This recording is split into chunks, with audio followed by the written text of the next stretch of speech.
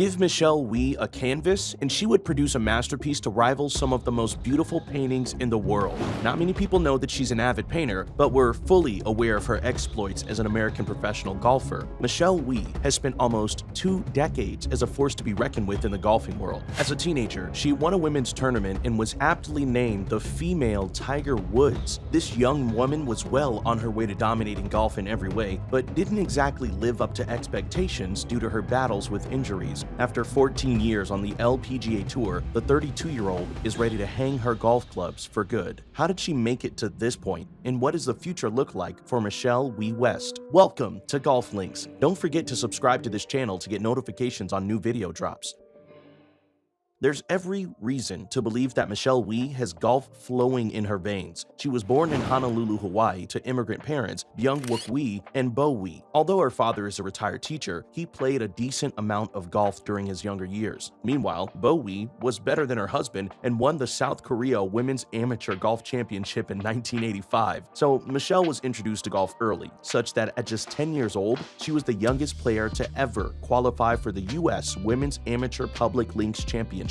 Now, this was a huge accomplishment for Michelle, who had golf clubs for the first time when she was 4 years old. A year later, at 11, she emerged victorious at the Jenny K. Wilson Women's Invitational and the Women's Stroke Play Championship. At 11, that was an impressive feat worth media attention, especially as the Jenny K. Wilson Women's Invitational is one of Hawaii's most prestigious women's amateur tournaments. Michelle then set her sights on bigger competition and surprisingly qualified for an LPGA event at the age of 12. This made her the youngest player at the time to ever achieve this impressive feat. However, she missed the cut at this LPGA tournament, but 2003 brought another chance to stand out from other stars on the golf course at the Kraft Nabisco Championship. Once again, all eyes were on Michelle as she became the youngest player to make an LPGA cut and then moved on to qualify for the final group of the championship. Although she didn't record a win, her amazing performance made her the youngest person of any gender to make the cut at a USGA event. A sponsor exemption to the Sony Open in Hawaii in 2004 meant that this was the 4th time a woman would make it to the PGA Tour, and the 14-year-old was the youngest on the golf course. Missing a historic win by just 1 stroke was the confidence boost she needed to head for bigger tournaments. Of course, Michelle Wie wasn't just a youngster trying to break into the big leagues. The world was starting to pay a little more attention to the daring young lady. That year, she played for the U.S. team at the Curtis Cup and became the youngest ever Curtis Cup player to win a match. Michelle made it to 2 PGA Tour events and 5 LPGA Tour events in 2005, but it didn't meet up to previous performances. She felt she was ready to compete in the men's events. That summer, she made it to the U.S. Amateur Public Links Championship, making her the first woman to participate in a USGA national men's event. Much to everyone's surprise, Michelle hit several impressive shots until she entered the quarterfinals, where Clay Ogden had the upper hand and eventually won the tournament. The young golfer went pro just before she turned 16, and the endorsements started rolling in quickly. Many big brands believed in Michelle Wie as much as she believed in herself, and they weren't afraid to throw their weight behind this dream. So, Sony and Nike put their money where their mouth was and signed contracts with the star, rumored to be worth about $10 million a year. Unfortunately, Michelle's foray into the world of professional golfing wasn't as glamorous as she wanted or everyone expected, as she battled several injuries. Between 2005 and 2008, her inconsistent performances would be her undoing. One of them was getting disqualified in her first pro competition after signing an incorrect scorecard. The 18-year-old was dominating at the State Farm Classic, and all looked like she was ready to win a major tournament when she made one of the biggest mistakes of her career. The young American golfer forgot to sign her second-round scorecard before leaving the scoring area. If she had signed it before leaving the roped-off area around her tent, the mistake would have been fixed, but that wasn't the case. As shocking as this is, it can happen to anyone, and maybe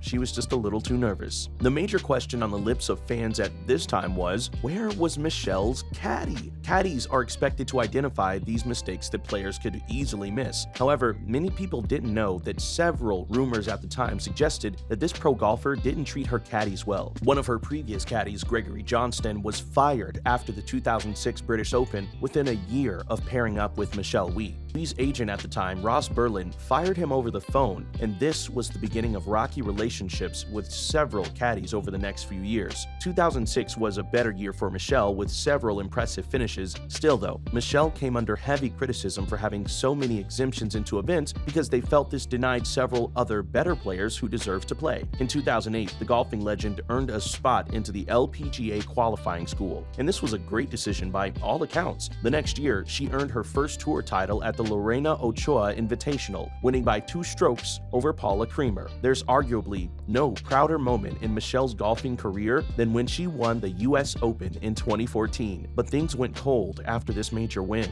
Over the next 6 seasons, the American golfer battled brutal injuries and earned her next win 4 years later at the HSBC Women's World Championships. This was her 5th LPGA Tour win. Another wrist injury later that year was all the warning she needed to know that her time on the golf course was gradually coming to an end. In 2019, after struggling through 5 events, Michelle announced she was taking a break from golf. But that was interestingly the year she found love. Here's the shocker. Justin Thomas, who we featured on Golf Links, had a little something to do with this matchup.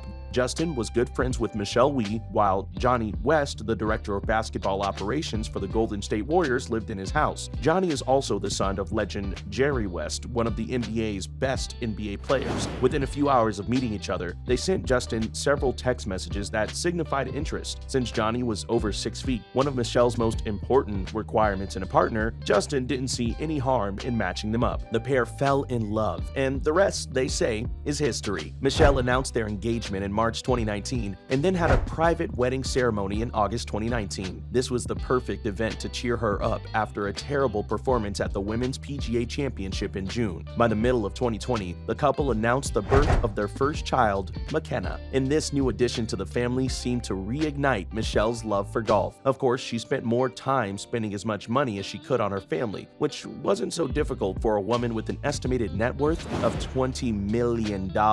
She currently lives in a $3 million beautiful 5-bedroom mansion in San Francisco with high-end fixtures, including 2 master suites and a grand formal entry. However, she's also keen on giving back to society as much as possible. One that really gained a lot of social media attention was the Ice Bucket Challenge in 2014, where she donated $50,000. So how did she make all this money? Credit for her luxury lifestyle goes to endorsements and deals from major brands like Callaway Golf, Kia Motors, and a brand of pH-balanced bottled water known as Oxygen. Michelle was also extremely popular for her amazing fashion sense. She made it on the cover of Golf magazine in January 2018 as the most stylish golfer and has graced several other respected golf publications. Michelle Wie said goodbye to the golfing world after not making the cut after the second round of the 2022 US Open. However, we may not have seen the last of this superstar golfer, as she claims this is only a phase. The businesswoman is now exploring other areas with sponsors like Omega, LA Golf, Tonal, Blue Band, and MGM. She plans to actively participate in women's golf through these sponsorships, exemptions, and other investments. Michelle may make a comeback, hopefully at the US Open at Pebble Beach Golf Links in 2023 with her husband as her caddy. However, time will tell.